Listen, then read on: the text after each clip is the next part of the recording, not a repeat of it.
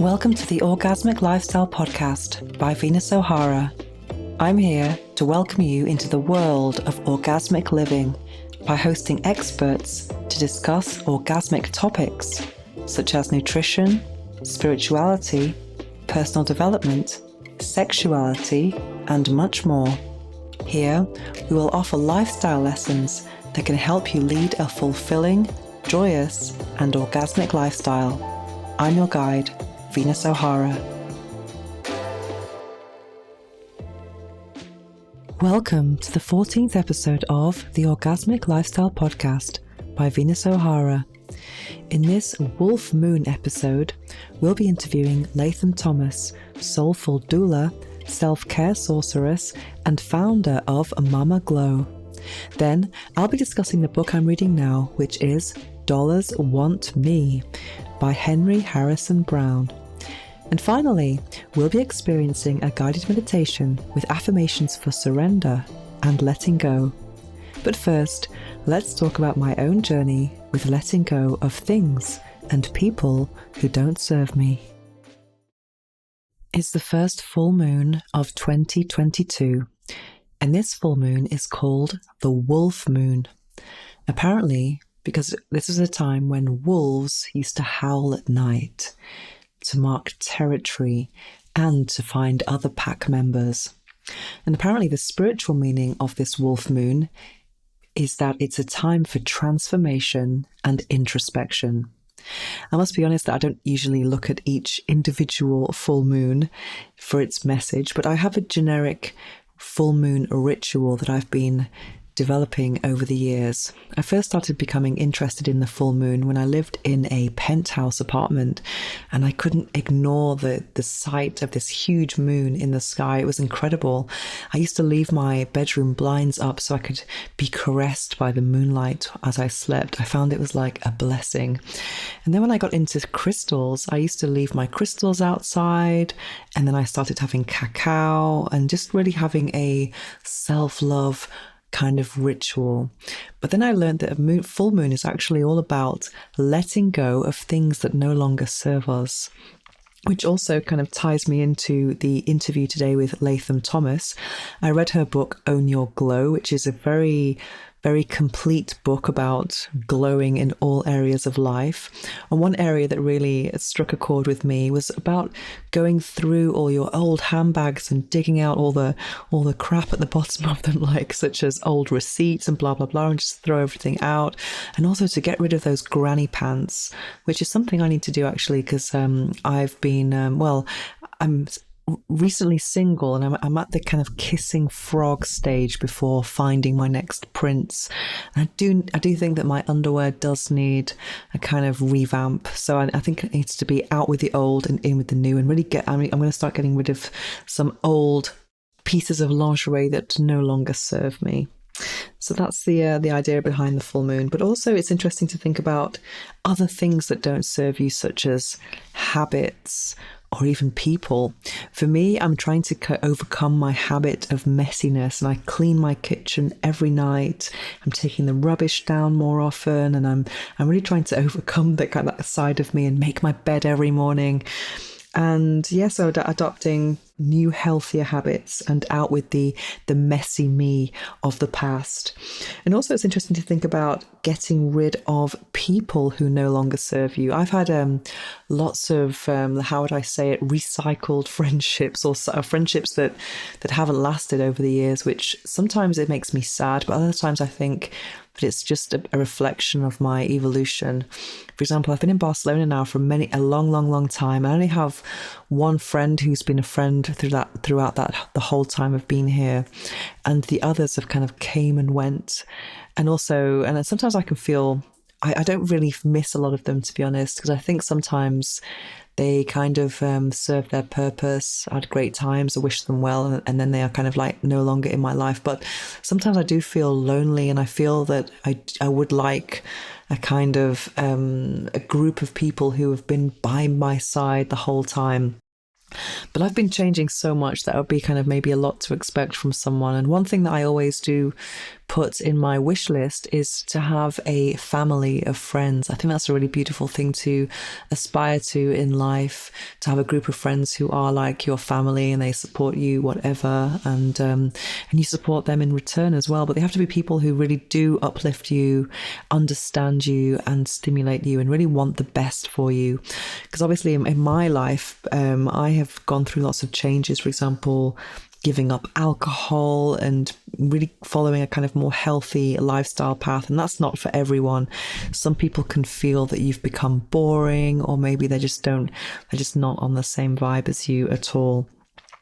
So sometimes I feel that I have not been very maybe honest to some people in my life about the fact that I didn't want them in my life anymore, and I've been a bit of a coward, really. And I have been known to be a bit of a ghoster, which I know that sounds really bad, but sometimes I just feel like I don't have the balls to kind of say to someone, "Hey, this really bothers me about you, and I don't really want you in my life anymore." I just tend to kind of do a slow fade out of someone's life and just become busy and just not really available and not really write back to them. And that might seem like a very cowardly way to do it, but it just kind of feels natural to me sometimes. And the way I see it is that if it's someone that you want in your life, then it's a good idea to be honest with them and talk to them. But when it's someone who just gives you a bad vibe, I just think, oof, I can just do without. I don't want any more interactions than what are necessary with that person. One way my thermometer of it would be imagining someone's name appearing on your phone because they're phoning you. What is your reaction? Is it, yes, I'm going to pick up right now, I can't wait to speak to this person? Or is it full of dread? And when it's full of dread, I think that's a kind of a sign that person shouldn't maybe not be in your life. And also I've had lots of people judging me with my job over the years, really with real negative judgment, because they were projecting their own ideas about sexuality onto me. And I know in some cases they might be looking out for me, they might have good intentions, but I've maybe taken it the wrong way. And I just didn't feel very comfortable around those people anymore. And I did explain, but in the cases that I was most sad about. But it's all good now in the end. It's kind of like brought new people into my life. Because I mean, when I explain to people that I design sex toys and I test sex toys, two things can happen. Someone can become very shocked and make a lot of assumptions about me and my life and my sexuality. But other times, most of the time, actually, people open up to me about their secrets and their sex life, and they tell me things that they haven't told their partner or their best friend, and that makes me feel very honoured and privileged. And that's it's a great thing to have that skill or that kind of attribute. That's something that's going to really help others open up, and I really feel that that's something to be proud of.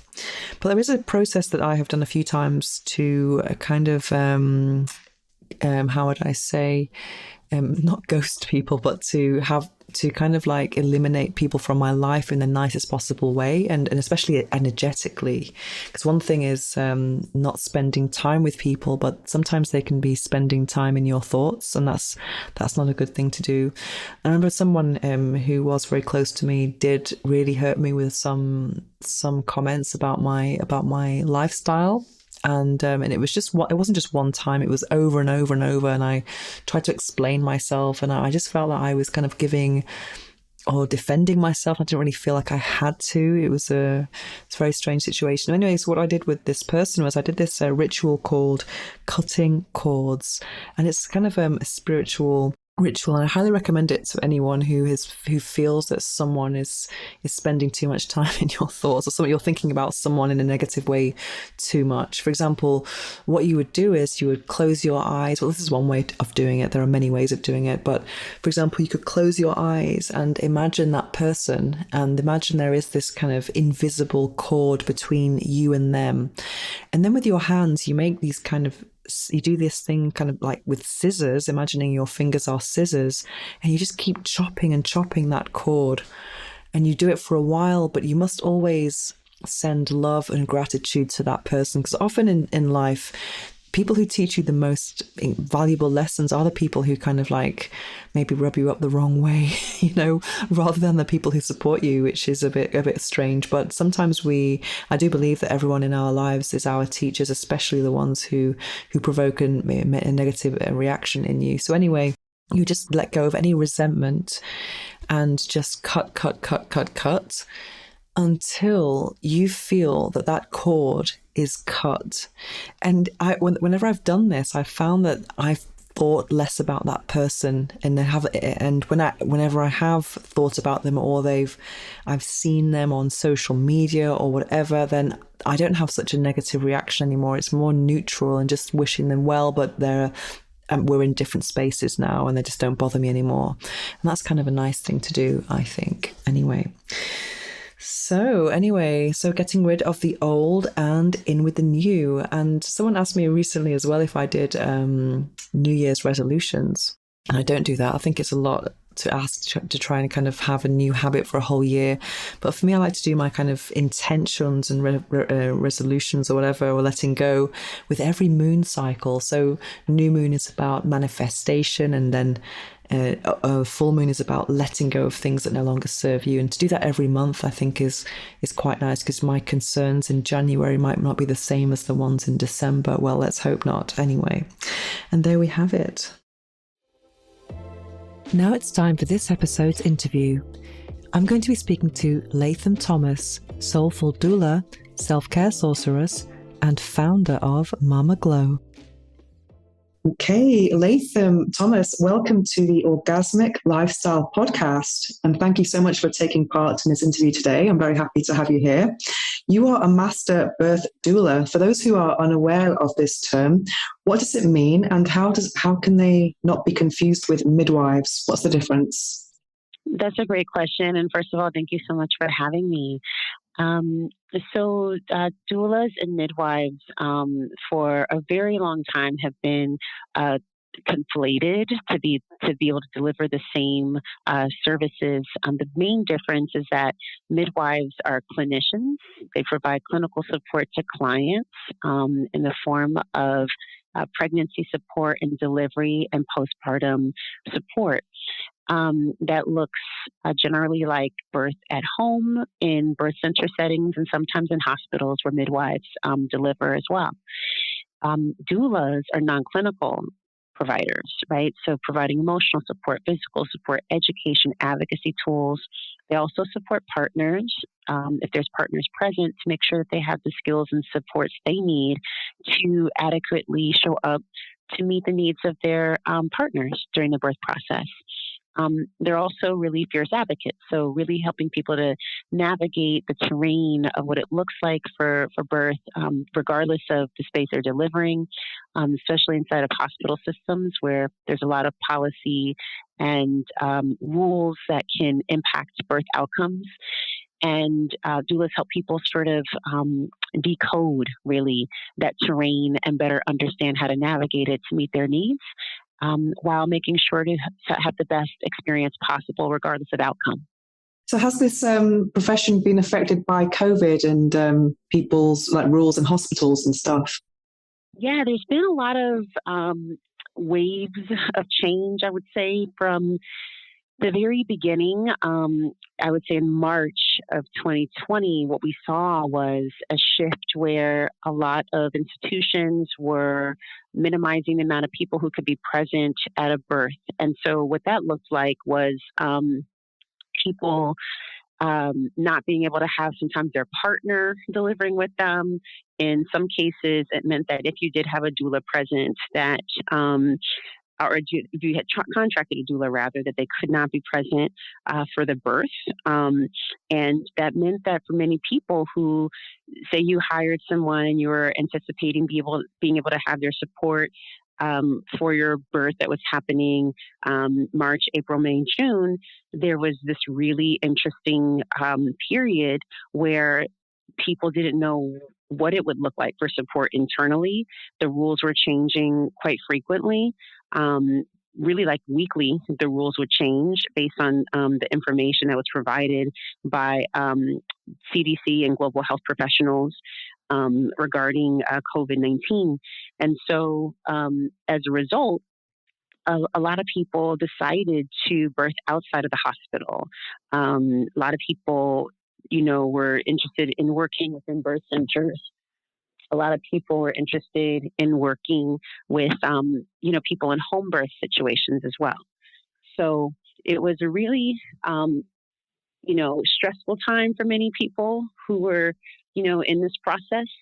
And I would say for the doulas, it was also really stressful because for people who've been working with a client for their entire pregnancy, to be told that they couldn't be there for the delivery meant that people had to get really, really have some ingenuity, right, in approaching the process. So what that looked like for many people was shifting to virtual support.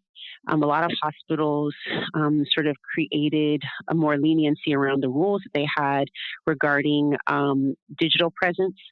So they had some of these little uh, stands for iPads that could allow you to see your support on the other side. So if you had a doula or other family member on FaceTime or Zoom or whatever the technology would be, they opened up their broadband so that people could essentially have that support inside.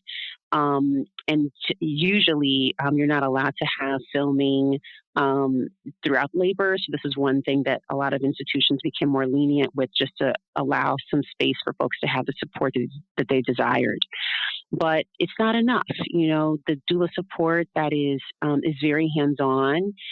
It's very patient-centric. It's very, individual. And if you can imagine, delivering in a pandemic would be stressful for anyone entering into a hospital where, by the way, hospitals were very truthful that they were under supported in terms of their ability, or really like incapable in some ways of meeting the demands of everyone, because they were dealing with an expanding unit for COVID patients, a tapped out ICU. And so a lot of space had to be allocated to meeting the needs of patients that were on venting. And so delivering in a hospital felt really precarious for many people. And there was an uproar around the exclusion of doulas. In New York State, for instance, there was huge petitioning. And after a week of this mandate being put into place, the governor of New York at the time actually instituted an executive order to reverse, so that hospitals had to immediately let the support back into the hospital, so you could have your partner there. And at that point, they were excluding partners and doulas, and at this point, they were letting partners back in. And then, as the numbers decreased in terms of COVID patients, then doulas were gradually entering back into the hospitals. So, and state by state, it was different, and obviously globally, it's been different, for every country and how they're approaching the process.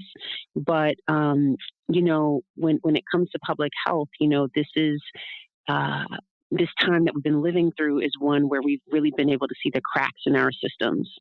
Absolutely. And I'm here in Spain, and I have a couple of friends who've given birth during this process, and they had to give birth wearing a face mask, which sounds very stressful, especially doing the kind of breathing you would need to do to deliver a baby. Is that the same in the States?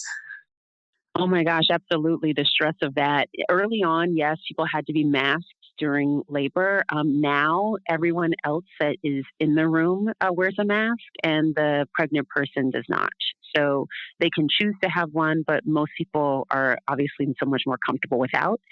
So, but everyone else in the room is masked. Yeah. So more specifically, during the labor, what does the doula do? Is it kind of like calming down the mother and maybe doing breathing exercises? What are the typical doula tasks, let's say? Yeah, I mean, a lot of it is comfort measures to help people navigate the discomfort they may be feeling, with the increasing sensations of the contractions. So there's a lot of non-pharmaceutical measures that are employed to sort of, help people. Sometimes it's to distract them. Sometimes it's to help alleviate pain. There's counter pressure points, massage techniques. There's, visualization, breathing, obviously, as you already mentioned. Um, Movement, sometimes like getting someone out of the bed and slow dancing with them or taking a walk around the hallways.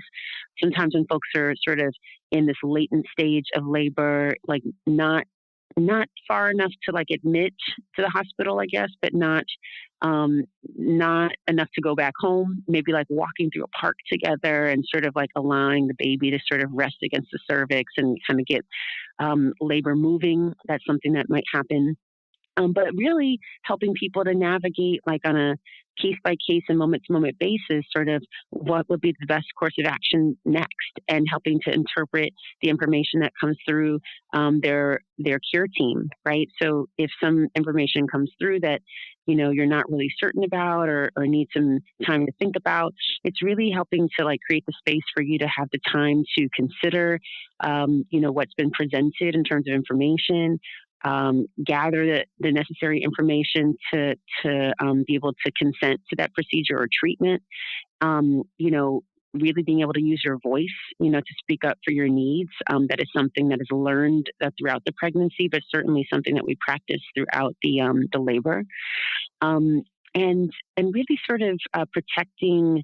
It's really not just breathing, but it's protecting the experience for the client, right? So it's like if you think about a wedding planner and what they do, there's so many things that make that day special and go off like seamlessly, that nobody has to think about, that the wedding planner is thinking about, right? And so in a similar fashion, there's many things that are considerations in the birth process that are emotionally connective for that individual or that couple, and we're making those considerations. We're the ones thinking about like how will they recall this experience, and I'm concerned about the memory that you have in the birth process. So it's about setting the mood for the room. It's about making sure that it's an inviting space. It's about sort of helping to create a flow of energy and a connectivity of the individuals who are part of the birth team. It's about making sure that between each contraction you have a sip of water, and maybe you need some chapstick, or maybe you need your hair braided, like whatever those things are, right? Being able to anticipate the needs more than anything else. It's that, right? So, do you think it's an advantage to already be a mother to be a doula? Do you think it's an advantage that the doula would understand the process of pregnancy and childbirth?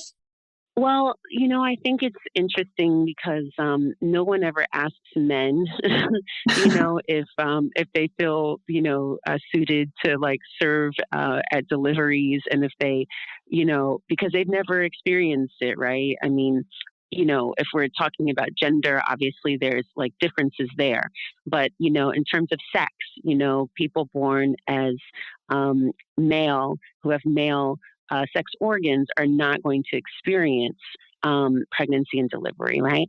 And so, but nobody will ever say like, this person is not suitable to sort of like guide me through this process as a doctor who's never experienced it. But yet, people who are on this path who may have the same anatomy, right, but maybe not have had the same experiences, will feel inadequate. Yeah. and so it's really interesting, right, that we even do that, but that also shows up in so many other areas professionally, right? When you think about women who will always underestimate their skill sets, while men will always overtout theirs. So I don't necessarily think it's, I wouldn't, I guess, use the words advantages, but I would say that we all have within us this cellular memory and recall, right? So even if I haven't had a physical or visceral experience through my body, that that we would, define as a major life event of, having delivered a baby, even if I haven't done that, there is a knowledge and a recall that's like more collective around that process, right? So I do know what it's like to support somebody because before me, many women have done it, right? Mm-hmm. And so I'm part of a lineage of people who have done this work already. So I do have encoded in me a certain ancestral knowledge base around this work, right? Like all of us do. And so, and we evolved actually supporting each other through this process, right? And this is really, if we think about professions, the oldest of professions is actually midwifery. And so this has been happening since the beginning of time. We've been supporting each other since the beginning of time. And so for many people, when they come to this work, they feel like, oh, I feel at home, or something feels like somehow I know this, but they don't know why. Well, it's not necessarily because they experienced it through their bodies, but because they feel connected to this ancestral wisdom that they sort of find their way to tap into as they initiate into birth work. And so while you can be more informed in terms of like how your body recollects the process, right? I had a son 18 years ago. I know what it feels like in my body, but even, without that, there are amazing doulas in our community who have never given birth. We have one of our doulas who was, the eldest of 11 and does not have children and has witnessed so many births and been there for so many people and feels and is by the way so incredible, in terms of a support. And so you don't have to have had a child to be able to be an incredible doula. Just like, you don't have to have had a child to be a great prenatal yoga teacher, right? Like there are just things that, there are other qualities, I think, that are really critical to have in terms of your ability to support people that will, that people are going to, I would say, attach to, right? And it's more about like your personality, how you make them feel, their ability to kind of like feel at ease around you. All of those things, right, are going to be, things that make you a really great doula, in addition to obviously the skills that you have. And so, what most people are tapping into is not whether or not you've delivered a baby, but I do think that can be a hang up for many people. I do think that it can keep people from maybe pursuing the path of doing this work because they're like, oh, I have to have a child first. I think that your experience, whatever it is, will inform your work for sure, right? And so we've had many doulas who've had blissful birth experiences, home births that were incredible. That informs their work, right? We've had doulas who've had traumatic birth experiences, and that also informs their work. And then we've had doulas who haven't, had an experience around birth at all, and that also, informs their work. Like there's different entry points and life experiences that we bring, and all of that kind of can show up in how we support. And I think it's just important to acknowledge that like everybody starts from some place, and how we evolved was watching this process unfold. Like we weren't. Now it's very tucked away. It's like on TV or, we find it in film, but we don't really get to experience it in community like we used to. Like, I mean, before, I would just, like you would be having a baby, I would roll up, a bunch of us would come and we would cook and we would make a birthing tonic for you, and we would set up the delivery room, your bedroom we would set up, we would put sheets down, the linens that would be there for you to give birth, we would change the linens for after you gave birth, we would feed you, we would rub your feet, we would laugh, we would give you a little bit of alcohol to help you relax. Like we would be doing all these things. And then amongst that, we'd be gossiping and, chatting and, and then kids would be running around and like, in the same home. Right. And this is how it was. And so now, if you look at how we've evolved, the modern way of doing things is really about separating from your family, usually for job access and opportunity. So people are spread out. You're not with your community in the same way. Like our villages are much more spread out. And so now we don't have, those experiences that we once did that really anchored our humanity, right? We don't have like another birth is happening and let's all show up for the ritual. That's not happening in the same way. And because birth is institutionalized, now you see how we strip away all of those magical, ancestral, familial, matrilineal pathways of expression and of passing on, right? This or moving, I should say, through this rite of passage, right? A lot of that is missing now because of how birth has evolved with our society, and so a doula can really show up to meet some of those gaps that we see in society and help us create more ritual around the process. And yeah, whether you've had a baby or not, I believe that you're capable of being able to help reclaim that process. Absolutely. So with Mama Glow, you're really changing the way women think about and approach pregnancy. How did this brand and movement begin? What inspired it? Well, my son would say that he inspired it, which is true. My birth with him, he's 18. He just went off to college, and when I was pregnant with him, I was living in New York City, and in New York, in this time, 18 years ago, really 19, so we're almost talking 2 decades. If you can think back that far, what we were doing then is completely different to now. There was no social media. There was no, not even smartphones. There were texting, I think, was like available, but not even widely available.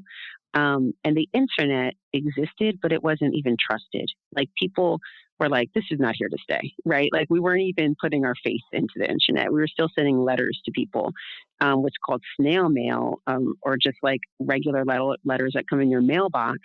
We were still communicating that way too, right? And not really trusting this email thing.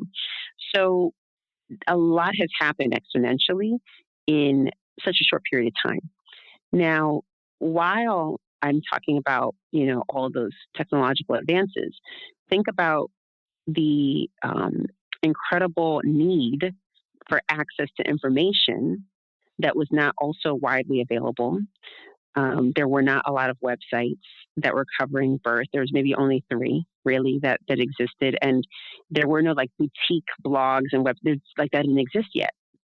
So there's only a handful of places you could go to get information, and the sites were ugly and inflexible and really hard to navigate. And so it was hard to find information. And so the only way you could find it, by the way, was getting books from the library or going to Barnes and Noble or whatever the bookstores were at the time. And so that's how I kind of, learned. Was a lot of it was like through reading. I delivered in the birth center on 14th Street in New York City. The place was called Elizabeth Seton Childbearing Center.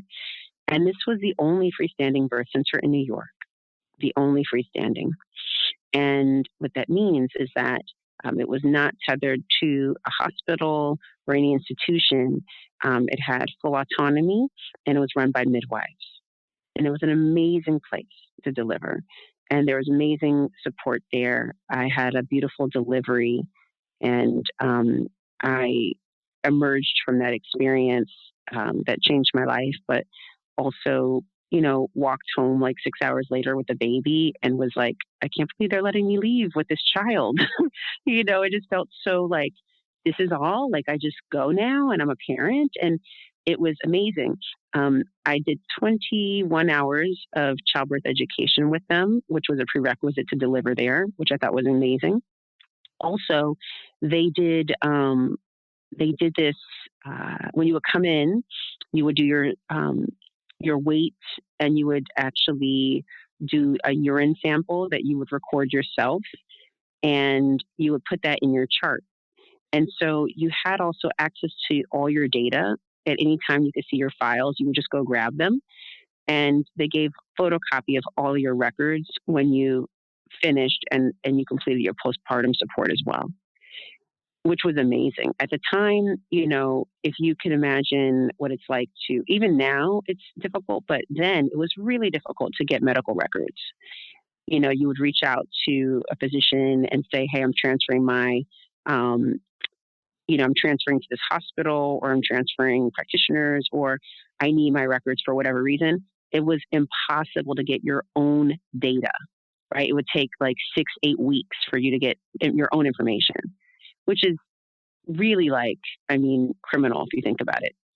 And so this was a place where you just had free access. It was autonomous. It felt really good. And so you were sort of learning the principles of, body literacy, bodily autonomy, sovereignty, and really feeling like safe in your body and trusting of your body. And it was also a space where they did not have pharmaceuticals.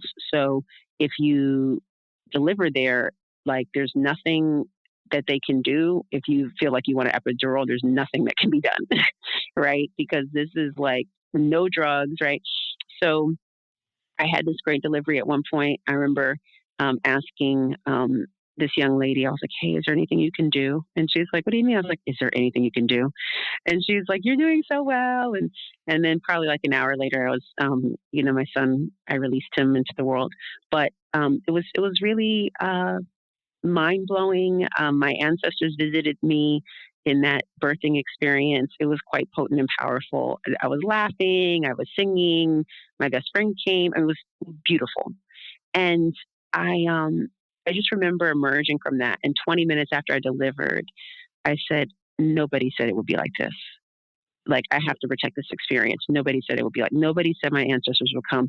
Nobody said I would, ascend out of my body and watch my son be born. I had this so out of body experience. It was sort of, really something like, that I feel like you would see on television, that I had, and that I didn't actually even feel comfortable sharing because nobody had talked about it in this way. I didn't really know if it was real. And I come to understand what that process was, in years of studying and also science. And, and it's also magical and ethereal, but I'm able to talk about it now. But at the time, I didn't have context for it except for that it was magical and mystical and holy.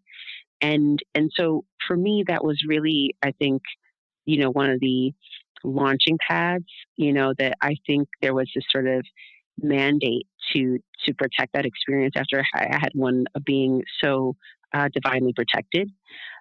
Also, even way before this, when I was 4 years old, my mother was pregnant with my sister. My aunt was pregnant, and my great aunt were all pregnant at the same time, due within a month of each other, March, April, May. And I was fascinated by this at the age of 4 years old. And my mother really taught me everything about anatomy. So I learned about reproductive anatomy at that age. I was watching this show called My Mom's Having a Baby, which was on PBS, which is our public television. And there was so much education that, I felt like I could correct people. And so in the grocery store, I would tell people, this woman came up to me and said, oh, your mother's having a baby in her tummy. I said, no, my mother has a baby in her uterus and it's going to come out of her vagina. Oh, So wow. fascinated. Yeah. Yeah, fascinated. Okay. But my mother still brags about that till this day because it was really like the planting the seeds and creating the rudiments of what will become my work later in life. Right. So I feel like all of this is connected. All of it became sort of a constellation that led me to this day. And my son coming through, having these experiences of like sort of witnessing my mother's pregnancy, my aunt, my great aunt, stuffing little Cabbage Patch dolls under my shirt and pretending to deliver each other's babies. Me and my cousins would do this. That was also something, right? That sort of, if I could think back, like reaching back, I can see how that created a map for me for the future and my understanding and sort of my path in this direction. So I think that, it wasn't like I set out, to do this. I think it was really like, you know, it was a calling more than anything else. I think that when I talk about this work, I feel like the people who show up to do it, it's not a hobby for them. It is not something they desire to do most of the time. It's this deep sense of uh, com- being compelled to do it, and that's what it was for me. Like I felt called, and I answered the call to do it, and I felt like I had to be obedient to that call, and so every day I show up to support others, but primarily a student, a global student body, that is seeking to support pregnant and birthing people and postpartum individuals, right? So I've I've just really, the work has evolved from just, me being a solo doula, which it was in the beginning, to, an organization and, matching doulas and families to doing work, with all types of people. But I, I think that it really was that call of just answering, and listening. And so for anyone who is listening, that if you feel something in your heart like that, that you feel is tugging you and compelling you, and you feel like you're being pulled in a certain direction, it's so important to listen to that and actually to allow yourself to walk that path, whatever that is, to walk that Absolutely. path, to let it unfold, right? Because that is a birth in and of itself. Like that is a journey that like allows us to be and engage with the this visceral thing that's moving through us, this thing that is bringing life force energy, this thing that is taking us on a journey in our own lives, and so we enter into our own rites of passage and emerge on the other side reborn when we take these paths. And so as we talk about, like, you know, from your lens of, of orgasm and of this, the complexity of what the experience of life is, I believe that, when we're pulled in these directions, um, the culminating experience, right, which is, what we would in intimacy and sexual health, we would equate to orgasm. Like that is like the fullest expression, being in your fullest expression, like following that thing. And so for me, the calling was for me to listen to it. I felt it, I listened, I followed, and now I can sort of live into this fully expressed version of myself, right? That feels alive when I do the things that I know I'm supposed to be doing. And so part of it also takes commitment and obedience. And so literally, I just listen. I listen to what I'm supposed to do. I'm listening to spirit.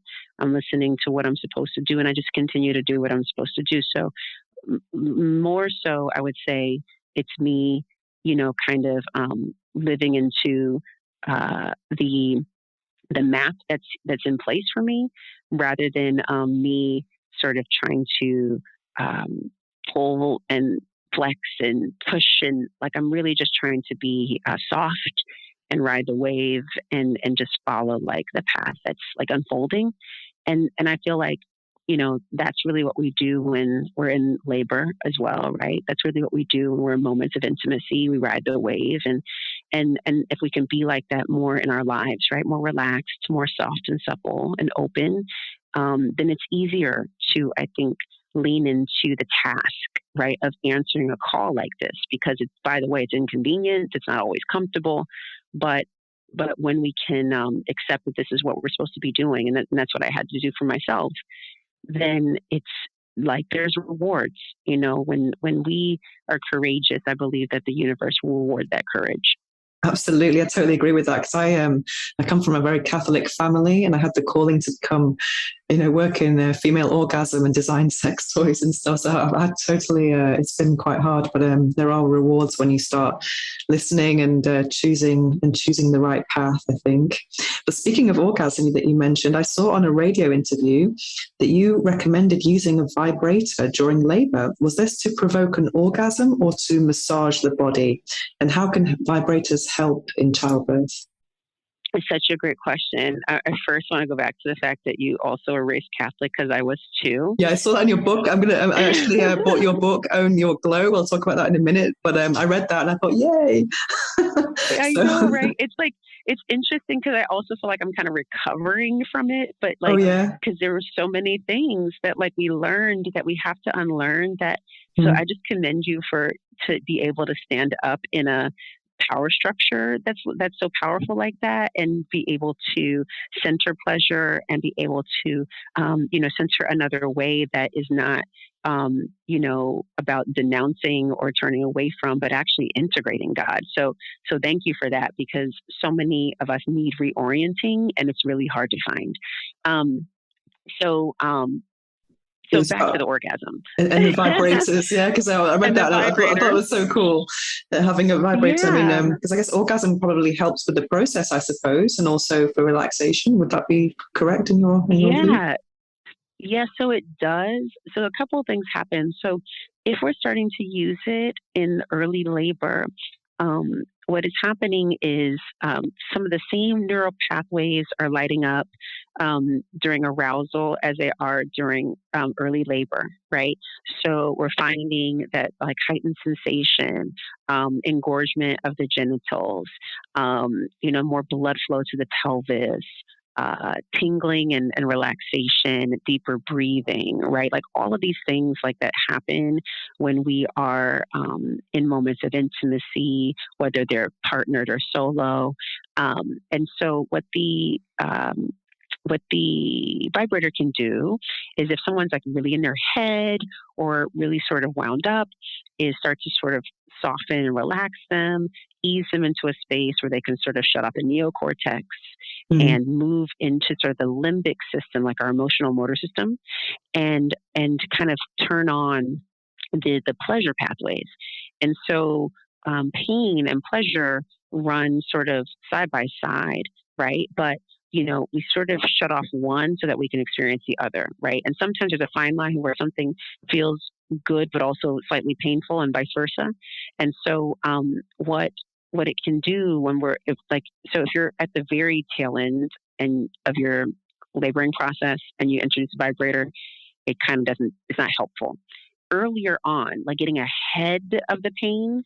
So like slowly riding the wave as it builds will help to decrease the intensity of not it doesn't decrease the intensity, but the way that you actually feel it, right? So it kind of can shut down some of the intense pain. You're still experiencing the intensity of force, but you don't necessarily feel the intensity of that force on your body because the vibrator helps to turn that into actually pleasure. So it's pretty amazing. And it can be done. Like I like people to bring also like I'll say like, bring a swimsuit to partner. Say, bring a swimsuit so that you guys can get in the shower together, or go in the bathroom, turn on the music, shut off the lights. I'll lock the door, turn the music really loud, and then just play in there with it by yourself, whatever. Sometimes we'll have it used externally for nipple stimulation, because nipple stimulation can the nipples are hardwired to the uterus, so that'll help to neurologically hardwired. So when you stimulate the nipples, that'll also increase uterine contraction. So sometimes, people will use them, for nipple play, but generally it's to work on the clitoral hood, clitoral legs, and crown, probably for most people, but in and around in the vestibular bulbs, like all of the sort of external vulva tissue, to help create more sensation and relaxation in the body, like you had mentioned. Not necessarily to like get to orgasm, but really more to kind of move into a state of arousal and relaxation. And so, but you can. I mean, some people do like have full on making out sessions and pleasure, and they're good if they're at home, especially it's more comfortable. And if the waters haven't broken, so if the amniotic sac is still intact, then some people on early labor may feel interested in intimacy. Most don't, but some people could go into having full on sex if they would like. But most people, it's just playing like externally and using the toys externally, and not really using the toys to penetrate or anything like that, but mostly external play. So, but any combination of things is amazing, right? Like whatever feels good. It's like we encourage people to, have a pleasure, vocabulary, and not just when it's time to deliver, but like throughout the pregnancy. There was one point where there was there's a store, it no longer exists in New York, that all of my clients would go, and they would go at a certain point of pregnancy, and people would be like, "Did Latham Thomas send you here?" Because at a certain point, so many people would go, and they would be asking for the same thing, and it was this particular toy or whatever, and they were like, "Oh my God, I love it!" And so I was like, "All right, well, go here. This is where they have it." And this is before you can get stuff mailed to you. There's all these amazing companies now, right, that have different types of toys. There's a toy for every type of body, and so there's great things that were not accessible years ago, and I'm just so thankful for all of the strides, that people like you are taking to help people take back their pleasure. So that is what we're doing. Would you recommend a wand massager because it's got like a bigger head so it can stimulate the whole, or because they have longer handles as well, obviously with the belly in the way that could be an obstacle? Do you think?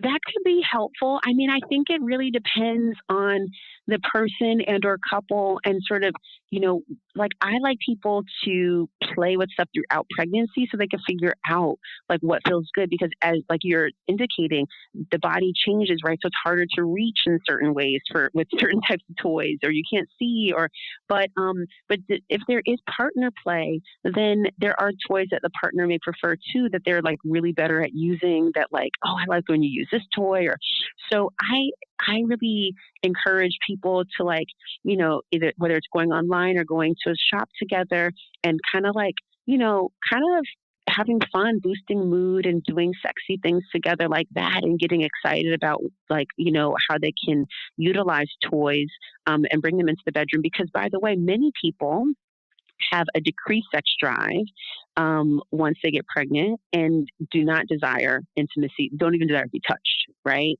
And so there's ways that we can help to increase intimacy, support connectivity, help to reduce the pleasure gap by bringing folks into the fold to get to know their bodies, these different bodies that are ever changing, and come into right relationship with their changing body, and then be able to invite their partner in, if they have a partner, to help explore what pleasure looks like at this phase of pregnancy. What does pleasure feel like when my body's like this, and my butt is like this, and my breasts are like this? And like, it's a different, like, I would never, ever again have a belly, a behind, and breasts like I did then. Right? Yeah. It's a completely different body. And by the way, so many partners are like turned on by the changes in the body, but then like we're so self-critical and all these things. So sometimes we don't get to the place where we need to get out of our heads, right? To kind of really be able to submit to the sensations that, like, in any other time would overcome us, and lead us down a pleasure pathway. So I encourage, like, if a wand works, awesome. If it doesn't, like, that doesn't mean that this isn't something for you to explore, right? It does mean that, like, you need to find what is the best, tool or pathway for you. And maybe it's like not using toys at all. Maybe, like, your fingers and other things are great, but I do find that, hands get tired. Mhm. So having devices is really great. And then finding ones, that speak to you, and like talking to folks, like asking, like reading their ratings are always great. I think there's great, what do you call them? Like tutorials on like YouTube as well as on Instagram about different toys and what they do. And so, like, looking just to see sort of what people are saying about certain products too. And, like maybe trying a few things, right? So maybe getting, like maybe in a month's time, you try two different things. Right. And then just see, and like, oh, I love this, or I don't love this, or maybe one of you loves, then that's one of your things. But maybe there's one that you both really love, and maybe that's the one that comes to the hospital. Right. So figuring out is not something we want to, like, figuring out what toy to use, sort of as we're moving into from latent into, like, like sort of early active labor. We don't want to be trying on for size our sex toy for the first time, right? We want to Yeah. really get familiar and build that pleasure muscle, but also sort of build up our proficiency and our comfort level way ahead, so that when we do get to the hospital, it's something that we can feel comfortable with, because the setting is different, Mm. right? That we can feel comfortable, like it's something that does feel familiar, right? Especially in a setting that's not like our home, where we're as comfortable.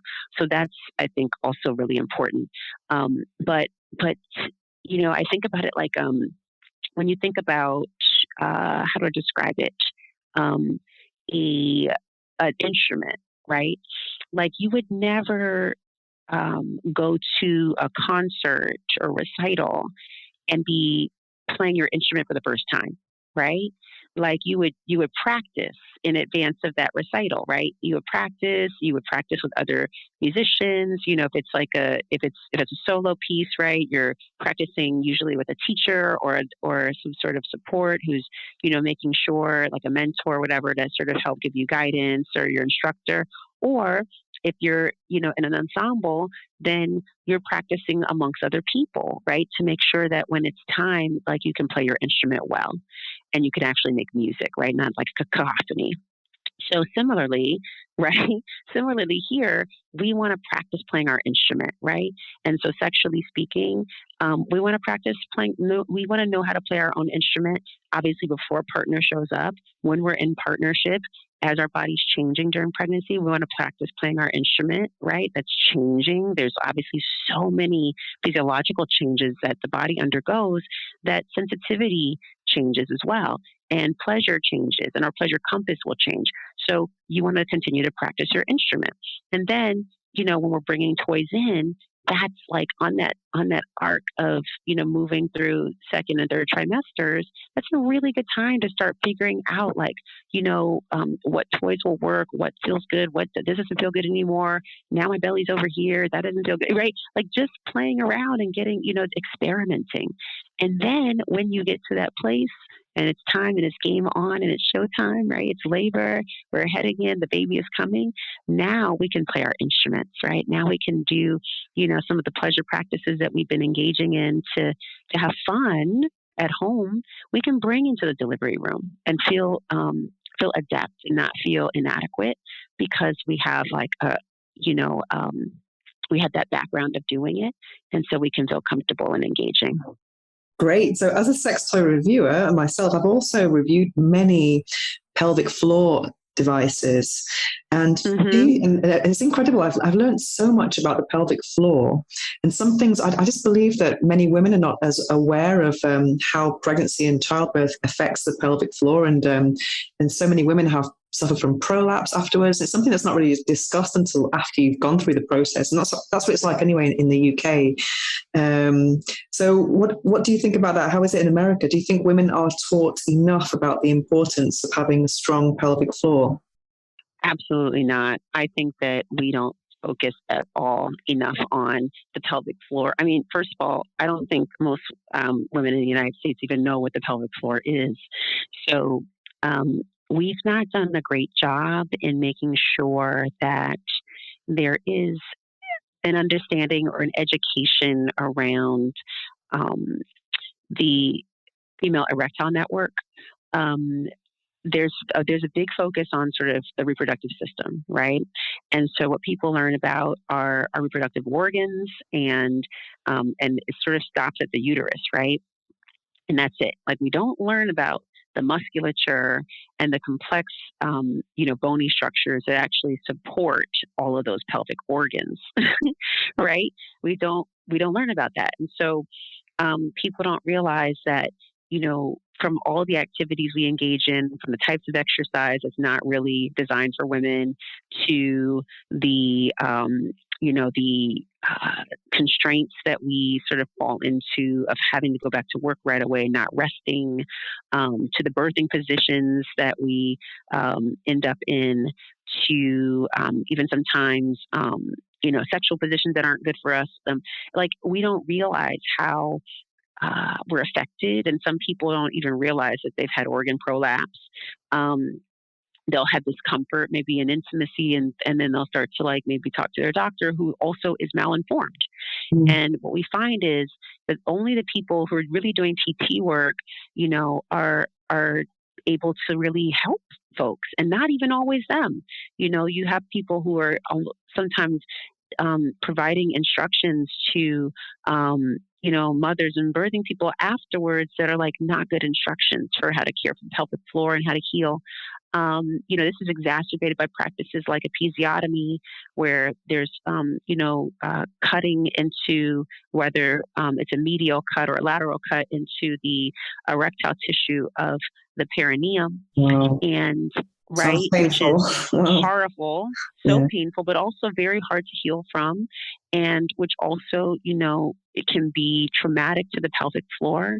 The birthing positions that we force people to be in can be very traumatic to the pelvic floor and can increase the incidence of tearing, and a prolapse in some cases, and also even the types of breathing and the encouraging of the pushing, right? The pushing uphill in this kind of very weird way that we position our bodies instead of being upright and, or in a side lying squat or in another way that could open up your pelvis. We're asking people to collapse their pelvis and birth like uphill.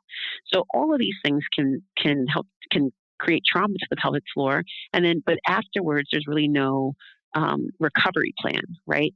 So if you're going to have people, do something that can cause harm to their body, but you have to have like sort of a plan in place to heal, right? And so you would think that if people understood how harmful this could be, they would also understand what is necessary to help change it, right? And or help to recover or impact it. Because we're not having the dialogue about the fact that the ways that we birth, the ways that we, cut into people, we're not having that dialogue about anything. So there's no compass, there's no sort of orienting around what it means to like support or heal the pelvic floor, right? Because there's not even a consciousness about the pelvic floor to begin with. So that's where we're starting. And also so many women are suffering in silence as well when they've had prolapse. They don't really tell anyone, that they kind of suffer for a long time until it gets to quite an advanced stage sometimes before they ask for help. Absolutely. But I think it's also because they don't even understand, because they don't have an orientation around what prolapse is, right? So if I'm feeling my organs lower, but I don't even understand that that's happened, right? I don't even know if that's possible, right? If there's not any discussion, and also if there hasn't been any discussion with my doctor about what I should do to heal this. It's just sort of like, well, this has happened, right? Like that's kind of sort of what goes on. A doctor will say, yeah, you have a little bit of prolapse, but, like a lot of people do, and, you might have incontinence, or it's sort of like this acceptance rather than healing, right? And so that's what needs to happen now, is that most of the physicians need training so that they can identify when there's been any trauma to the pelvis, any prolapse, any organ prolapse, so that they can actually then refer people to a qualified professional, right, that can actually administer support. Because what happens usually is that it stops with the doctor, right? Someone says like, yeah, you have this, but, there's nothing you can really do, or, well, it'll heal. Like they'll say things that like kind of sort of take it off the table. So the client stuff, right? You get brushed off. So you don't talk about it anymore. And like you said, you feel silenced, you feel embarrassed, you feel uncomfortable, but you don't know where to go or who to talk to. And then because nobody's talking about it publicly, there's no real discourse around it, there's no spaces to be in with people who are also suffering, then you don't ever talk about it or address it, right? So I think that, over here at least, we haven't really seen great strides. I mean, there's a couple programs and companies that I would say that have educational products out that are to support people, but not really languaging around the issue of prolapse, but talking about like some sort of preventative ways. But what happens, like you're past prevention and it's already occurred, right? Like we need to also have discussions of how to help people who are past that point of prevention and are already in a place where they're desperately in need of help. How is it working for you all over there? Well, I have some friends from France, and it's very good there actually, because they have some follow-up appointments with a physiotherapist. So that's very good in France. And there's an interesting article on the Daily Mail about a British woman who had one baby in England and then one baby in France, and she's comparing the situation. It was really interesting because in England, no one talks about it. And here in Spain, I'm not really sure, but everywhere, I was going to mention that earlier, but here in Spain where I'm living, is epidural all the time. So that's probably not good for the pelvic floor, not the right angle as well. And and in my job, I mean, I'm trying all products because I'm also designing products. But it's interesting because what I've learned in all my research is that the weighted balls and stuff like that, it's not a good idea to keep the muscles in constant involuntary tension. It's kind of good to kind of squeeze and relax because the relaxation is also important. And what I found is the best thing is are the kind of like app controlled products. There's one called Perifit, which is amazing. And you actually play video games with your vagina and it gives you lots of biofeedback. And I think biofeedback can really be a good motivation to carry on and see how you improve. And I have an overactive bladder. I've not had children, but I have an overactive bladder and it really helps me. And it's really cool, all these different types of games and seeing the results. And it's also very important with these products, because I also design them, is that they're always in the same place, because that can be an influence. You know what I mean? Sometimes you might put it up higher or lower, and that really makes a difference in the results that you're getting. So it's a big world. And I think most of the products that we see are just not really appropriate for pelvic floor. And also yoni eggs is a bit of, are they safe? Are they not? Are they real crystals? There's a lot of controversial information about yoni eggs as well. So, I mean, I would just think a non-weighted approach is better, and just focusing on the relaxation and contracting. That's what I've found in my research. In the app that you're talking about? Yeah, I'm going to. It's called Perifit. I can send you an email with it, and it's absolutely amazing. And I'm not really into video games, but kind of it's really cool. It's like you're a big shark, and you have to swallow fish, but you can't swallow something else. So your jaws are like your vagina. You know what I mean?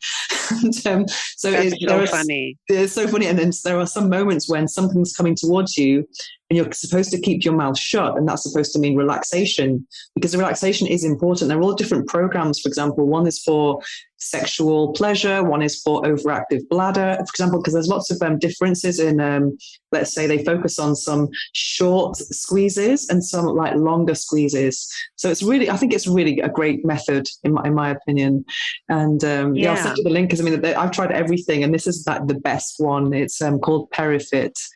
Does it have that you actually insert anything at all? Yes, you do. And you have two sensors, and there is an external part. So you know that the external part is always in the same place. So you know that the sensors are always in the same place, because there are some products that you're putting them in like a normal pair of Kegel balls, but you don't know if it's always the same height, let's say, because it has to be, because if you wear Kegel balls, usually you're wearing them above the pelvic floor, whereas these products, they have to be on the pelvic floor, so it can sense the squeezing, so it's a different method. It's not weighted. And then you just lie back and you get your phone out and play video games. It's so cool. And then seeing the graphs, like, for example, I did it for 3 months, but 3 times a week. And I could really notice that my bladder just felt stronger. And also that affects hip pain, lower back pain. It's really incredible. It's so important. And speaking of, it is amazing. I'm going to send you the link. I read your book, Own Your Glow. I really enjoyed it. I just finished reading it this morning, actually. And I found it was I got it on Sunday, and it's like spent the last 3 days completely like reading it with my morning breakfast. And I found it's a very complete book about self-love, and it really covers all aspects of life, whereas most maybe self-help books are focusing on certain areas and ignoring others. For example, sexuality is often ignored. And I liked how you mentioned orgasm. And I'm actually, I have quite a glowful life, actually, according to your book. I need to work on a few things. I'm actually vegan as well. I'm whole foods, plant-based, in season, organic, and all of that. I'm definitely going to be trying your green juice. And but there are some things that and also something that I'm trying to work on at the moment is that I need to kind of overcome my messiness. I'm trying to work on that. And also what was interesting was the thing about clothes. And I think, about having, let's say, investing in nice underwear and wearing nice clothes and how your appearance affects you. And I think with the pandemic, people have been at home, wearing sweatpants for so long and hoodies, and they might have an extra layer of pandemic pandemic weight. Yeah. So do you have any tips for people in that situation? I think lots of people are in that situation. You kind of get your That's post pandemic glow. Right. Yeah, that's a great question. I mean, well, first, a few things. One is that, I do believe that, if you dress for the dreams that you have, that you feel better, right? And it doesn't mean that you have to go out and spend a lot of money. It doesn't mean that you have to buy a new wardrobe. And, all of us who've been on Zooms, know that like basically your head and shoulders are showing. And so, having a couple of nice blouses, I mean, I realized I was like, oh my gosh, like it's either I have like really dressy or t-shirts or not really like I kind of didn't have stuff that was like really great for like on camera. I mean, I did, but not really. A lot of stuff that I felt like I could just have like some really beautiful blouses that I could just throw on and feel radiant, right? So during the pandemic, I invested in getting a couple of new blouses, and then I found a lip color that I fell in love with that I was like, I'm going to wear this on all my Zooms. And, and I don't do a ton of makeup. I'm not great at it. So I only can put on what I can. And so I did that and a little bit of lip stuff. And that just makes me feel confident going into a meeting, going into a conversation. I think that the sweatpants thing that we all sort of fall into, which is about comfort. Obviously, we're at home. You don't want to be sitting in jeans all day. I get it. Or skinny jeans for that matter, right? Like, I get it. But I do think there's something to be said for actually getting up, showering, getting dressed.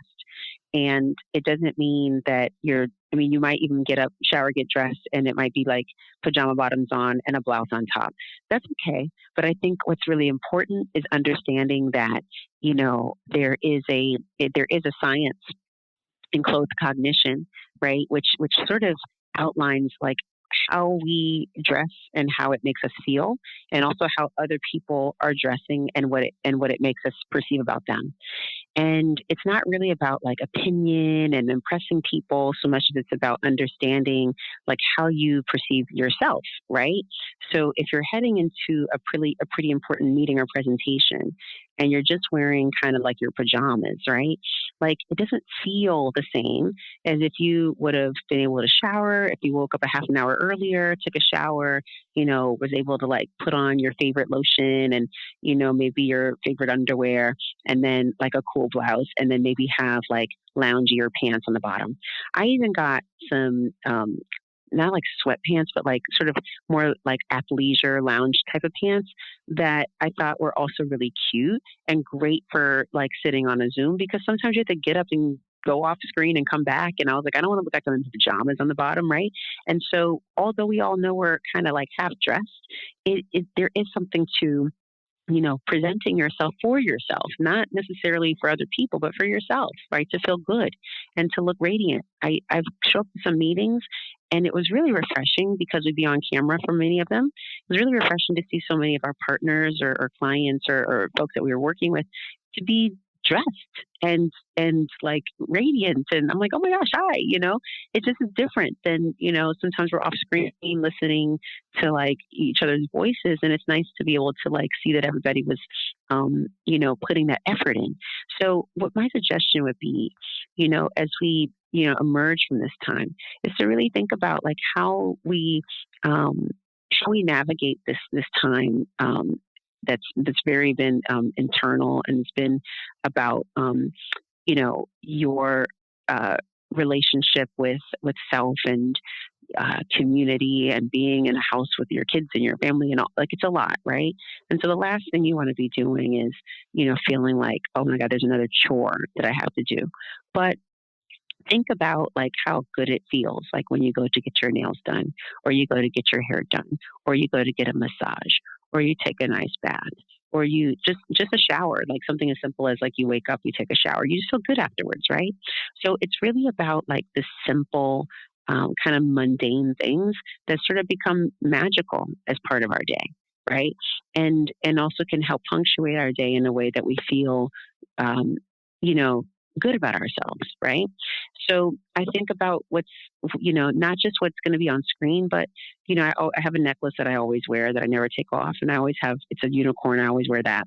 But I think about like if I'm in a really important meeting, maybe I'm going to take out a piece of my grandmother's jewelry and I'm going to wear like a big chunky necklace with turquoise or, coral in it, like that, that she used to wear, or maybe one of her beautiful scarves, or, these are things that I feel like have, been given to me that have some sort of significance in my life that'll also make me feel or feel like I can evoke the energy, right?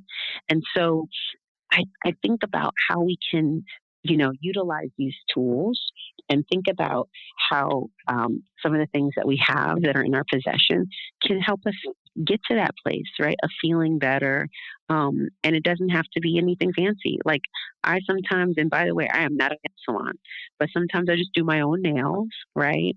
Because I can count on one hand how many times I've gone since the pandemic. It's like crazy. I used to go all the time, like every other week or something.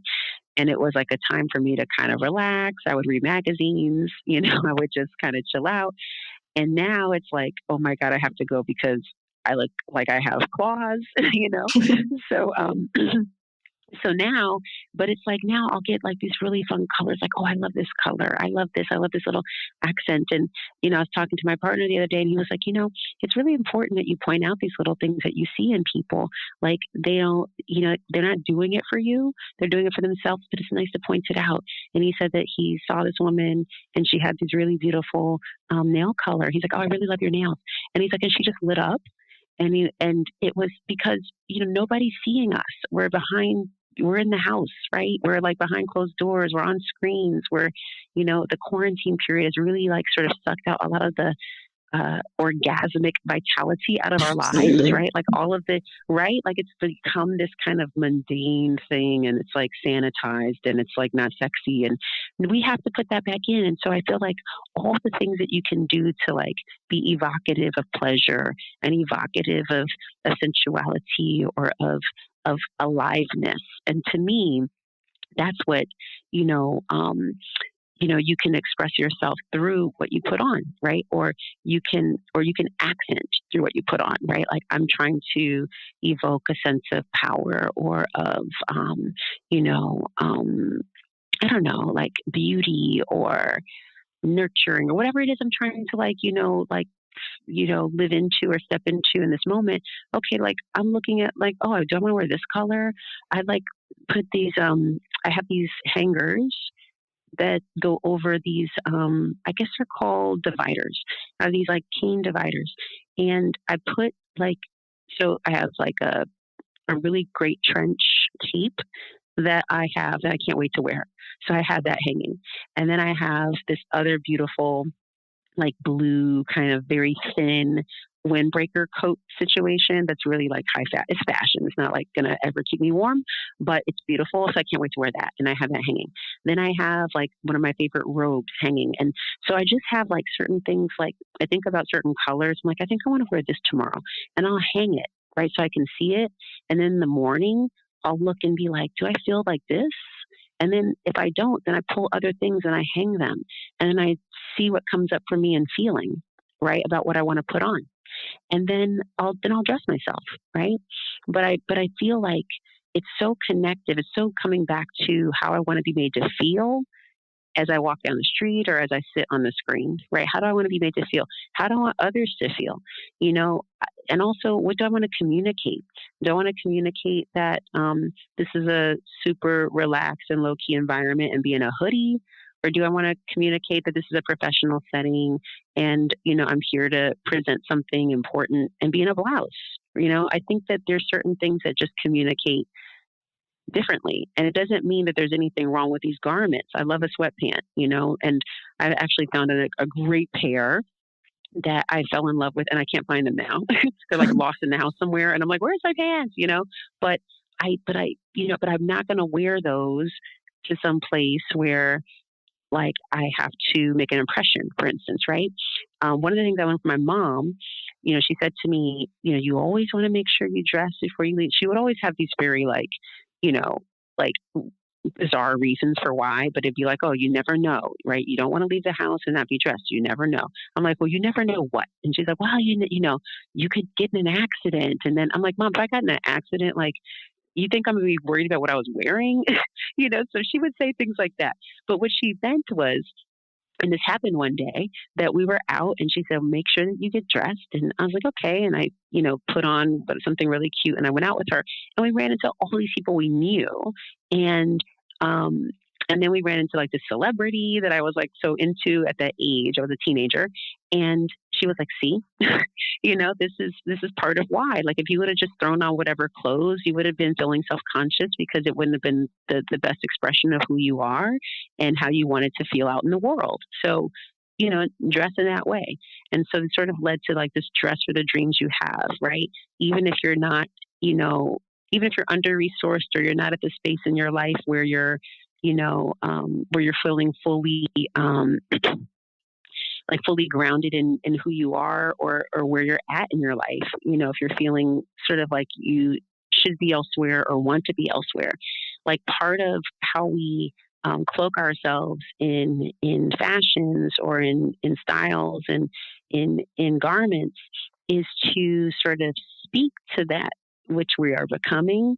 It's sort of fashioning ourselves as the rose already, right? It's like putting ourselves out there like that.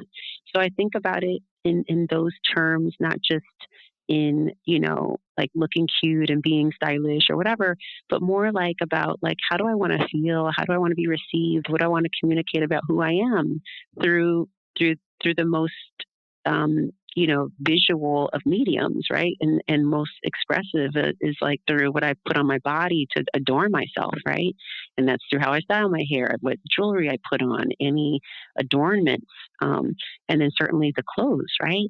And so I think about it as a way to express and be more ourselves, especially because a lot of us grew up with people picking out our clothes, right? And other people deciding what we would wear. And in many cases, society deciding what we wear when we go into the workplace or other places. And so when you have the power to, right, to express, like, to me, it's a really potent way to show who you are, right, through this very powerful nonverbal statement, right, which is adorning yourself. Definitely. And I'm in that process myself. I went to this yoga retreat for this summer, and I saw this this psychic healer, and she told me I needed to connect more with my divine feminine. So now I'm kind of wearing dresses more, which is quite interesting. And I was reading in your book about womanifesting. I love that concept of just kind of letting things happen. Because I've been very masculine in my life and all of my decisions, like taking control and being quite dominant. And now I'm kind of like just kind of being more passive and just letting receptive and all of that. And I read that in your book about womanifesting, which I absolutely loved. And speaking of books, what's the book that changed your life? Oh man, this is a really good question. I feel like there are a couple of books that at different points in my life meant different things, if that makes sense. Oh yeah, definitely. Okay, so one book that I'm probably feeling most compelled by right now is Unbound by Tarana Burke, which is sort of about her journey to Me Too. It just came out. And I feel like, the raw, expressive nature of the storytelling and of her personal journey is so relatable. And so while I didn't have a similar experience to her, the way that she languages and shares her journey is so powerful. So I really love that book right now. But I think there's one book that I love called Parenting for Liberation. And I think and I want to cite that book because, I grew up in a family setting where respect was a very big thing. And, you listening to adult authority was a very big thing. Like the Catholic Church. Oh yeah, I was about, going to say that. Like, I know that. right. So it's like punitive, right? It's like it's about like sort of like punishment, about, there wasn't Guilt. like this kind of, guilt. There wasn't like this sinning thing, because my mom wasn't really a practicing Catholic. My grandmother was, but it was already, I went to Catholic school, right? So I was already indoctrinated in this sort of, way of being. And, but, with the backdrop of living in a home where there was a lot, it was strict, and, spankings were part of like the discipline. So when I became a parent, my son's father and I talked about how we would discipline. And I told him, I was like, well, I was spanked like every day till I was like 10. Not because I did anything wrong, not because I was a bad kid, because relative to other children, by the way, I was trying to understand why I was getting spanked. And I was like, how come these kids weren't getting spanked? Like, why am I always getting beaten? And what I didn't realize is that it didn't have nothing to do with me. It was sort of, my mother didn't have, I think, the best ways to approach like stress management, and I think took out, things on me that were like her own frustrations, but ended up being like, you could do a tiny thing and it could result in a spanking, right? Or so it wasn't really like necessarily you were a bad kid. It just kind of like, it was, you were in the wrong place at the wrong time for, like her mood and what was going on for her. And I think if she had more support, because she was raising me and my sister as a single mother, I think if she had more support and better, I guess, coping mechanisms, around the pressures of being a parent, a solo parent, that maybe she would have made different decisions around how she disciplined us, right? So this book was so amazing, Parenting for Liberation. I think her name is Trina Green, who wrote it, is that she talks about the legacy of this type of,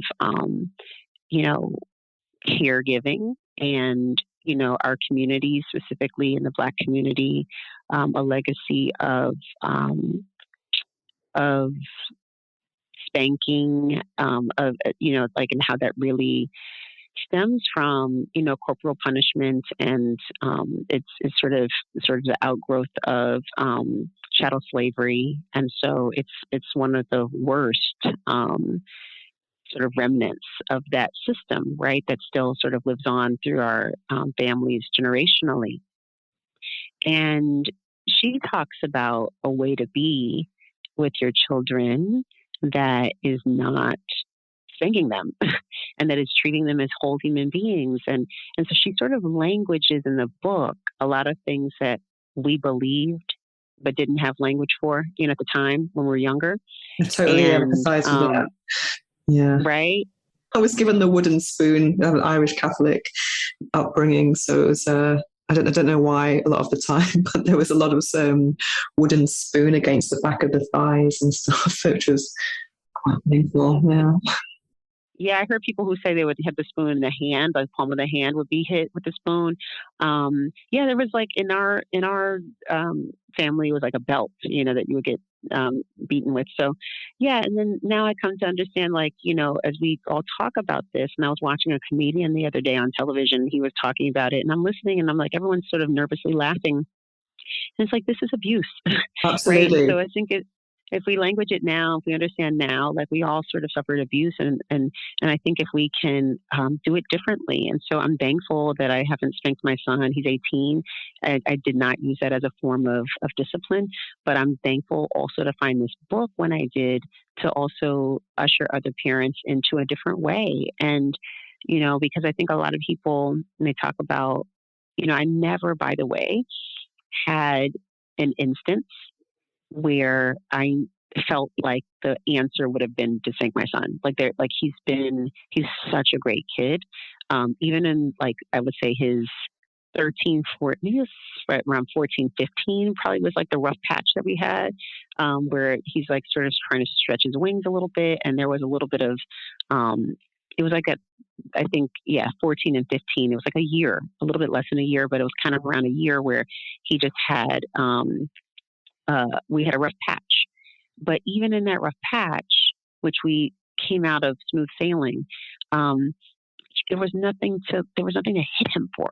You know what I mean? There was no like how do you reconcile, like, beating someone. And so, and I can't imagine doing that. And so I feel so thankful that, that he doesn't have to like heal from or try to make excuses for me beating him, or trying to rationalize that like she loves me, but she hits me. Because I think that as a child, it can really mess up the way that you navigate relationships with authority, the way that you navigate relationships with loved ones. I think that if like having us sort of answer to authority and be beaten or hit with a spoon or hit with whatever it is, and then asking people who end up in relationships that are violent, why can't you leave? It's like, these are things that we were taught really early, by the way, to accept. Right. Oh, And yeah. so it's really challenging for people to like, especially when you were beaten already, to like be able to like stand up to someone who's abusing you, or it's hard to see the difference. Right. Like, and well, they do love me. I think that's love. Like, it's really hard when the frame and the people who are supposed to care for you are folks that are actually creating harm. So I just think that, books like that are really powerful in us, interrogating the ways in which we parent, and the ways that we were parented, because it gives like a lot of exercises around questions we should ask ourselves about how we were parented too, not just how we currently parent. And I thought that was really powerful, because I think about, the way that I, show up as a parent, and I'm constantly interrogating the ways I do things to try to be better. And I'm also looking at like the ways things were done to me, and trying to like make sure that, okay, yeah, that wasn't really great. This was a really great thing though. I want to make sure I use that. This I want to make sure I leave behind, right? And do better, especially when we know better, right? Like, I think that's the best thing that we can do. And yeah, I'm big on trying to make sure that people know resources like this exist, so that we can just do things differently. And I'm grateful for what I see on social media, because there's a lot of folks having these dialogues too about parenting and about different ways of being, and understanding how a lot of us need to heal from experiences that we had that would actually qualify as adverse childhood experiences. Definitely. And one last question. Which phrase or affirmation or quote do you live by? That's a good one. I'm going to say embrace the energy of ease. Oh, that's nice. It's like very feminine, divine feminine. Yeah. So, Yeah. That's fantastic. It can be easy. It can be easy. Let's make it easy. Yeah, because sometimes people, we learn through struggle, but it's nice to learn through ease, and kind of like, that's kind of a nicer way to go through life. Definitely. Yeah. So thank you so much for, where can people find you before we finish? Where can people find you? Yeah, sure. So just mamaglow.com, mamaglow.com is where you'll find information about like, doula support and trainings, birth services, really great content around birth, and just reproductive health and birth equity, like these issues all in general. And then I'm on Instagram, Glow Maven, it's GLOWMAVEN, and then at Mama Glow on Instagram too. You can find a lot of stuff we're doing over there too. So yeah, get in where you fit in. Thank you so much for joining me today on the Orgasmic Lifestyle Podcast. It's been a real pleasure, and I really loved your book. So thank you so much for writing that. Oh my gosh, thank you so much too. I really appreciate you and this time together. Yeah. The book I'm reading now is Dollars Want Me, The New Road to Opulence by Henry Harrison Brown. This book was first published in 1903, and it possesses lots of timeless wisdom about money. But it's actually a very small book. It's more like an essay than a book. In fact, the copy I have is only 28 pages long, so you can actually read it in one sitting. but it might be best to actually ingest this information over a longer period of time. And also, as it's so old and short, you can find many videos of it on YouTube with audiobooks and lots of information. So you can really kind of get this message of abundance into your mind. And I really love the emphasis on affirmations, because I love affirmations. And also, if you listen to this podcast, you'll know that every episode ends with some affirmations that I've created myself. And I really do believe that affirmations are like a consensual form of brainwashing to make your brain or your subconscious do better things for you, or you can evolve or grow that way for sure. I do like to review lots of books about money because it's a subject that really does interest me, and it's interested me now for a few years, ever since I got over my own abundance blocks. Let me just share a little exercise with you here. If you close your eyes for 1 minute and you imagine that money is a person, what kind of person do you see? Is it someone that you would want to spend time with? Is it someone who would want to spend time with you? Is it someone who's kind, manipulative, cruel? Do they exploit people? Just imagine money is a person, and if that person is not someone you'd want to spend your time with, then maybe you might have some abundance blocks.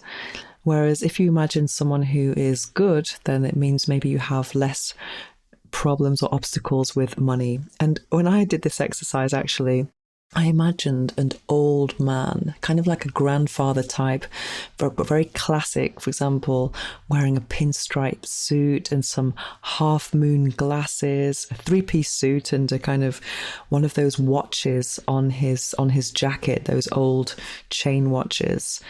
But it was someone who was smiley and warm. And I thought that was the kind of person I would like in my life, someone who makes me feel protected and loved. Yeah, a little side note there. But anyway, money does interest me a lot. I've read a lot of books about kind of the mindset of money and the abundance frequency. What's missing in my life is actually the next stage, which is more about the practical implications, or how to actually apply this knowledge, the practical application of this knowledge, and how to actually use your money once you've acquired it and you understand how it all works, etc. So that's something I'm really working on right now. And also the way of investing is not something, I wouldn't say it's not so timeless in that sense, because economy changes all the time. And so it's maybe some things might stay the same, but there are lots of changes, lots of new things happening. So it's difficult to know where to start. And also, I don't know of any single book that can help me get started on my investment journey, but I'm working on it in other ways. But anyway, back to this book, Dollars Want Me. I read it because it was recommended on a channel, I can't remember which one now, of the best money book. So I realised that I'd read the rest, and Dollars Want Me was something that I hadn't had on my bookshelf. And I read it over the Christmas period, and I really did like it, and I've underlined a lot of it. And I just do think it's going to be something I'm going to go back to a few times. And the key principle of this book is that you shouldn't be wanting dollars or craving dollars, because want implies lack. Dollars should want you, because dollars are powerless unless they are used. So it's kind of like the dollars should want to come to you because you're going to do good things with them. And that's kind of it's kind of like there's an example that's given, like a honey pot. The flies come to the honey pot because they are attracted to it. The honey is not worrying about flies coming, and that's kind of the idea you want to kind of express with this book. Anyway, let me just read a little bit here. Money represents supply. It stands in our thought for food, clothing and shelter, for books, pictures and companionship, for enjoyment, unfoldment and expression. Material supply is a necessity of life. The dollar is the concrete representative of this necessity, but the dollar also means opportunity for the realization of high ideals. The individual must be free, and until the necessities of life are assured, he is not free, which is Very interesting. It's like kind of like that hierarchy of needs from Maslow. Once you have to get your basic needs covered before you can really grow in life, such as, shelter, food, etc. Another thing I'm going to read to you here from this book is, first, you must have something which the world needs and is willing to pay for. In this respect, you must follow the law of supply and demand. You must honestly feel that you will give the dollar's worth for every dollar that you desire. Secondly, you must, in all sincerity, dedicate every dollar that comes to you to noble service. You can then feel that dollars want you, that through them you can give what you have of value to the world. Feel that dollars wish you to use them for the accomplishment of your purpose, to use them justly. With this ideal, you can conscientiously invite dollars and they will come. They need your heart, brain, and hand, and they may benefit the world. This is a really great way of looking at it, because when sometimes with people who think money is bad, they assume that it's going to be used in a bad way, to exploit people or just for material gain. Whereas those things are not really going to bring you happiness or bring good into the world. So for me, I just think that if I was a billionaire, I would be such a great philanthropist. And I'm not really a materialistic person. I don't really need, flashy cars or castles. That just kind of thinks. I just assume that'd be a lot of responsibility. Now, I like to have a simple life, really, but with nice experiences. That's what I'm aiming for. But I remember seeing the film The Wolf of Wall Street, which I absolutely love that film. But seeing all the kind of waste of money, it was just it made me realize why people do have abundance blocks, because they assume that people are going to be, they've assumed or accumulated that wealth through exploitation, and then it's spent on crazy things like drugs and prostitutes and, absolute indulgence, and just maybe not the best way of spending money, Well, so I think dollars should want me more, because I have better ideas of what to do with them, definitely. Let me read you something else. And there's also an emphasis on affirmations. I'm going to read you a few of these affirmations from this book. I desire a deep consciousness of financial freedom. I desire that the flow of prosperity become equalized. I desire a constant success in my business. I have a deeper consciousness of financial freedom. That's repeated. I am financially free. Dollars want me. I have whatever I desire. What I feel I need, that I purchase. I have clothes, food, books, entertainment, and whatever I need for health, happiness, friendship, and service to others, which is really the emphasis here, using that money to serve others. And that is Dollars Want Me by Henry Harrison Brown. Now it's time to slow things down as we prepare for this episode's guided affirmations meditation. It's probably not a good idea to listen to this while driving or operating machinery. Instead, take a break from whatever you're doing, get comfortable, take a deep breath, and enjoy.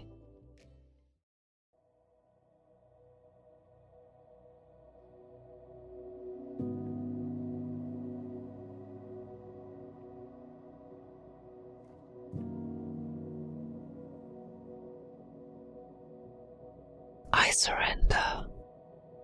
I am letting go. I surrender by giving up attachment to results. I am ready to let go and move forward. I let go of expectations. I accept how things are right now. I accept where I am right now. I surrender. I am letting go. The timing is always perfect. I release limits and boundaries. I create space for new opportunities. I forgive myself. I accept where I am right now. I surrender. I am letting go. I let go of negative thought patterns. I let go of resentment towards others. I accept myself how I am. I learn from my mistakes. I accept where I am right now. I surrender. I am letting go. I let go of what I can't change. I trust the process. I surrender all expectations.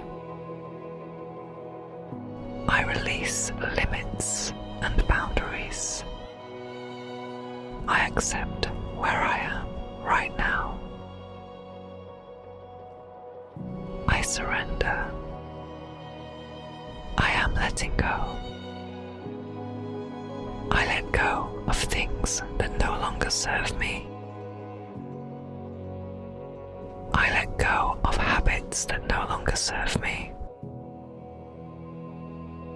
I let go of people who no longer bring me joy. I wish them well, and I thank them for the lessons they have taught me.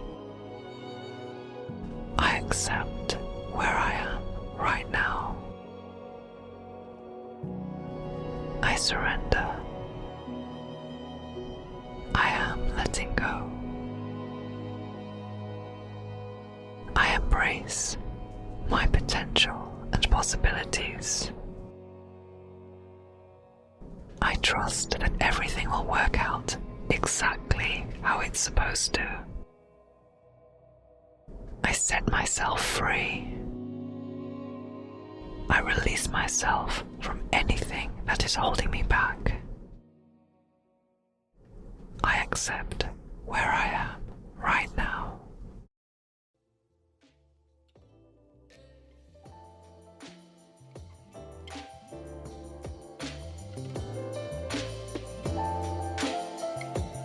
To find out more about me and my orgasmic lifestyle, visit venusohara.org or follow me on Instagram at instagram.com/venusohara.